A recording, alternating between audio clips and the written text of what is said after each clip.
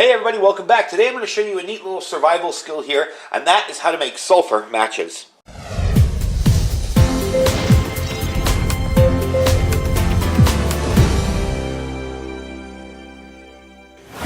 Alright everybody, welcome back. So this is something I learned a while back, probably about 5 or 6 years ago, and I was going through YouTube, and this is before I started doing videos, right before, and I found this neat video on how to do this, and I thought, well, who needs that? We have matches everywhere. Why on earth would I need to use a match that's more difficult to use? The neat part about this is if all those matches are gone, a sulfur match gives you a portable fire. It gives you like a real match. You can go around and light whatever you want. It also makes for an excellent fire starter. If you've got a batch of tinder down there, and you take one of your sulfur matches, and you get it lit, and you throw it in the tinder, you got yourself a fire. So it is a neat way to carry a portable match-like substance, a match-like device that will work just as well once it's lit. Now, sulfur or brimstone matches generally were thin pieces of wood dipped on the end in sulfur, which was also called brimstone at the time. For anybody using a tinderbox to strike a light, they're great help, and even in this day and age where they seem kind of inferior to our friction matches and safety matches. Once you catch a small spark on a piece of tinder, you can touch your sulfur match to it, and today we're going to be using char cloth as that tinder. And you can light it fairly easily, and then you can go around and light what you need to light, whether it be candles or anything else.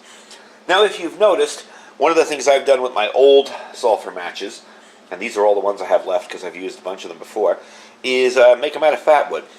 Now, fat wood, for those of you that don't know, is just pine wood with a lot of flammable pine resin in it, like that. This is starter stick. I do have a pine tree on my property, and I have pine wood from that. But this is just for today. I'm just using a starter stick. Just to show you, you can go to your local grocery store into the fireplace section, get yourself a box of those starter sticks, and guess what? You have fat wood. So I also batoned up some pieces of regular wood, and that's what's piled up over here. So we're going to try it with just some regular wood and some fat wood as well.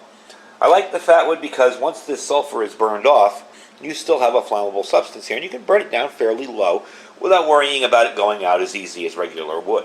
So you can light this with a bunch of different methods. Now today, like I said, I'm going to be using some char cloth here, and I'm going to be putting it down here and using a ferro rod and striker, but I could also use it with a piece of flint and a piece of steel and just sit there and catch a spark on it, like that. So I'm going to be using a little bit of an easier method, but you can use pretty much any method you want. And if you have a fire going already and you need to light a couple of candles or say a lantern or whatever, you can stick this in your fire, light it up, and carry it around with you. Makes for an easier way of doing it, although I kind of like it for starting fires and doing it that way instead of wasting it when I could just take a piece of wood in there and carry it around. So what we're going to do is get started with this.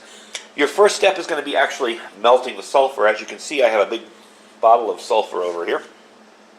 I bought this off Amazon because my other one was almost out, and I don't know, it was like $8. It's not expensive. And what we're going to use to melt it in, use something to melt it in you don't care about. I wouldn't melt it in, say, your dinnerware or something like that, or in a spoon, even though that looked kind of weird melting it in a spoon. I'm going to use an old Altoids tin that I used to use to make char cloth, so it's pretty charred up. And what I'm going to do is I'm going to put sulfur in here and just let it sit. And I'm going to put it over a very, very low fire. You don't want a big blazing fire for this because the sulfur can catch fire or burn, and you don't want that. So what I have here, and it's already full, is a miniature alcohol stove that I made out of a asthma inhaler I got a while back when I had a really bad chest infection. The doctor prescribed it. So I made this little alcohol stove out of it. So what we're going to do is light that. I'm going to fill this with sulfur, and I'm going to take a vice grip there or whatever and hold it, or needle nose, and just hold it and melt the sulfur gently over the fire. You don't want a raging bonfire because you'll burn this or you'll catch it on fire, and that's no use to you. Once it's wet, you're going to just dip the end in there. You don't need a big thick coat. You can do 2 coats if you want. If you want to wait a little bit, dip it, let it dry, dip it again. That'll work, but you really don't need a big thick coat. It's fairly flammable as is. Most of these were dipped one time. Let me get you up close and personal there. So you can see they were just dipped once, and they have a pretty good layer of sulfur on them. So I'm going to move these out of the way so we don't catch it on fire. we're going to light this up, wait for it to bloom, and then we're going to show you melting sulfur. So the first thing I'm going to do is light this. And I do have a video on when I made this. I don't know if the lights will show it. I don't even know if that's lit. It does feel hot, so it is lit. Yeah, I can see it in there. But I made that a while back, and I made a little stand for it. It works very well for this kind of thing. That's one of the reasons why I held on to it, because I thought it was kind of neat. So we're going to let that heat up and bloom a little. And my plan for this is going to be taking these needle nose pliers here, and just taking this over the fire, like that, and just kind of melting the sulfur. I don't know if that's still lit. It looks like it is. Anyway, it was never all that efficient, but once it got going, it was quite fun to use. So I'm just going to take like a spoonful of sulfur here. Make sure you're doing this in a well-ventilated area too. It will stink up the place a bit, and that's about enough in there. We're only going to be making a few of these today, so I don't want to go too crazy with it. Now the nice part about doing this in a container like this is I can always reheat it if I need to later, and still melt down that sulfur and not let it go to waste. So let's wait for that to bloom up and get it going really good, and then we will melt our sulfur down. So you can see that works pretty well once it gets going. So we're going to kick on the lights here and get back to melting. And I don't want a big fire for this. I want a very small, contained little flame that I can control and pull this away from, because I don't want a ton of heat going on this sulfur. I got just enough to melt it down. I can see it's already starting to melt here in the center. I don't know if the camera can see that. I'm going to try to move the camera in a little, if you'll excuse my movement there. You see where it's melting in the middle there. Hope you can see that. So I'm just kind of moving it around, and you can see it melting.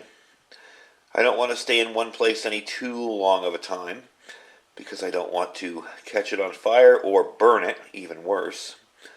So you can see how easily that melts down. It does not take a lot of flame. Some people do this with a candle. Now this will probably be a little bit darker than most sulfur because there's already some soot and stuff in here from char cloth. And once you get this melted, you got a good little while to get it going. Let me get the rest of that melted up in there.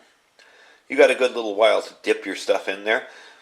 Again, if I were to use this again, I'd probably put a little more in because it's not a flat surface, so I got that little rounded edge to deal with. But I could always tip this on its side like that and dip my matches in. I'm trying to melt the remaining stuff in there. So we're going to take this guy right here, this piece of wood, and I'm just going to dip it in. See what kind of an end I can get on it. You don't have to go crazy with it. You see the yellow already on the end there. And we're going to let that dry. I'm going to do a few of these, and we're going to let them dry, and then we're going to try them out. I just wanted to show you, I did that one with the fat wood. You can see it's kind of clear on these pieces of wood here, but the fat wood one really comes out nice. So I wanted to kind of, let me heat that back up a little bit, show you how well the fat wood takes it. It seems to just stick right to it like a big head of a match. And you see I just dipped it there once. That wasn't a ton of coats or layers or anything. So we're going to finish up this, and we're going to show you how they work. Alright, so they're pretty much dried. As you can tell, the fat wood, I don't know, it seems to hold the sulfur better. But these didn't come out all that bad. That's really not that bad. This one's still wet because I just dipped it. But this one's fully dry, so we'll test him out first. And we'll test out one of these first. There, that one and that one. So I'm going to let them sit for a bit here. Move this stuff out of the way. Yeah, that's cold to the touch. I'm going to get the rest of them out of the way here. So I'll put them over on my other side to dry. And we'll try these two out. Alright, so first up, we're going to get our piece of char cloth here. And I'm just going to put that down here. Throw some sparks on it. And see how quickly I can get the char cloth lit. And it's already going. You can see there.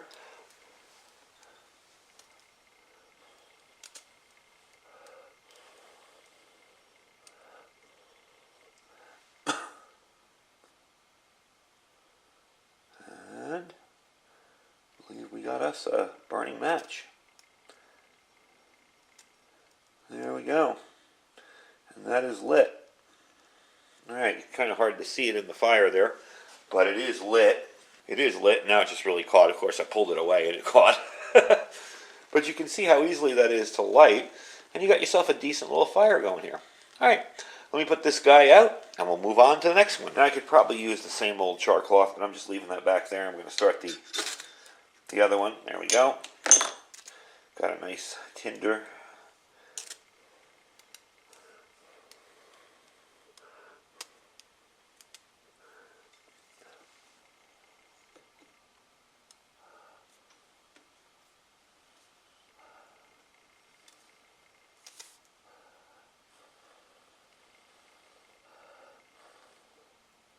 I believe that's lit. I don't know if you can see it, but it is lit. You can see it burning now. So there you go.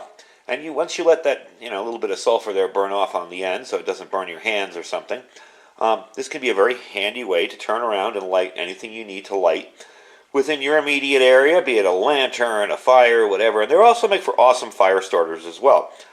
So you can see how well that works, and it's a really simple way to make yourself some good, easy to use tinder, and you can light up pretty much anything with them. And it's also a portable fire as well, so you can move on to your next fire without having to worry about, oh shoot, I got to get something else and light it. So handy little skill. Make yourself some sulfur matches. You can make the real strike anywhere matches and the friction matches, but it's a lot more involved and a whole lot more dangerous because you have to mess around with red phosphorus and other stuff. This is a real simple alternative and easy to make. So hope you guys enjoyed the video. I don't have any real links for this down below, so check them out. Check out other people's videos on it if you want. If they have different methods. If you guys use a different method, feel free to put it down in the description below if you have a better way of doing it. I've been doing it this way for, 6, 7 years now, and it's worked okay for me, so I really haven't any problems with it, but maybe you got a better way, and that's what we're all here for, to learn. Anyway, folks, don't forget to check out our Food for Patriots link down below there. It's preparewithiridium.com. That's preparewithiridium.com. And these uncertain times, having a little extra food is really, really a good idea. You can buy it, stock it up real simple, and it's done. And don't forget to check out our Amazon affiliate store as well. I try to put everything I review, obviously not this, but I try to put everything I review into my Amazon affiliate store. So if you see something you like, you can buy it from there. If not, just click the link and shop as you normally would. Anyway, folks, I thank you for watching. Stay safe and stay prepared.